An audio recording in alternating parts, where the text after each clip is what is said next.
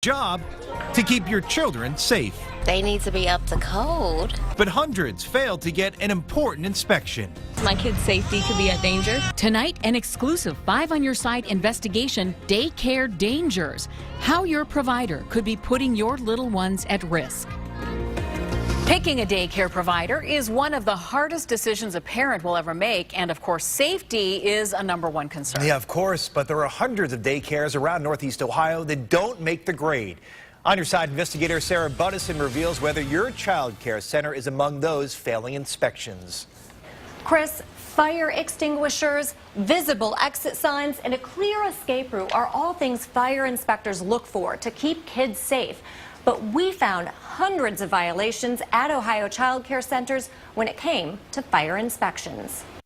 Okay, sound like a problem. Parents picking up their children at this local daycare were surprised. Well, that's definitely something I'm going to speak to them about. When we told them Abacus Infant Toddler Center in Akron didn't get a fire inspection in 2013 or 2012. So you're going to make me turn around and back up and see what's going on. Bianca Jones' 2-year-old son goes to the center. I'm really protective over him.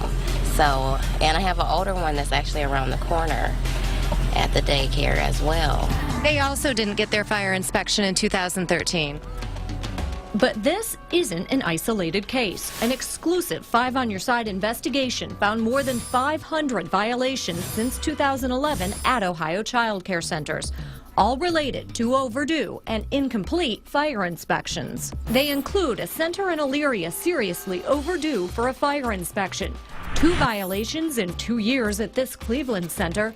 And when this Richmond Heights center was inspected last year, there were so many violations, it failed the inspection. I think we checked this light already.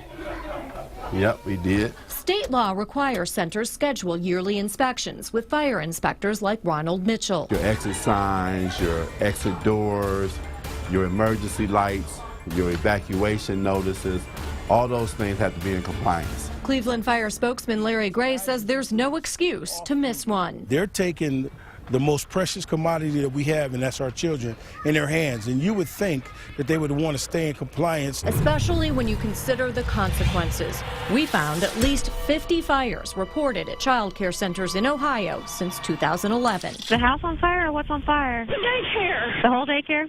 Okay, I'll get him over there. Waterman's Wonderland Daycare Center caught fire March 4th. George Lloyd's daughter was inside. It was the worst day of my life. All of the workers and children were able to escape, except for Emily. They hadn't gotten Emily out. And we hoped for the best, of course, and I got here and she didn't make it. You failed to follow state law in the previous 2 years. I don't know, there's no manager here. Abacus Infant Toddler Center was finally inspected earlier this year. There were so many violations, the inspector scheduled a 30-day follow-up to make sure problems like broken ceiling tiles and an emergency light were fixed. Hi, this is Sarah with NewsChannel5. May I speak with Kimberly, please? Jim is not on the premises. Owner Kimberly Herbaugh declined our interview requests, but sent us this form showing the center is now in compliance. A big relief to Bianca. We have to go to work, and we put our trust in the daycare providers. We're on your side with information on how to help keep your kids safe at their child care centers. We've created an interactive feature so you know what fire safety equipment, like fire extinguishers, your child's daycare provider should have. We've also created an online database so you can check to find out if your child's center has any fire violations. That's all on our homepage on newsnet5.com. On your side, I'm investigator Sarah Buttison.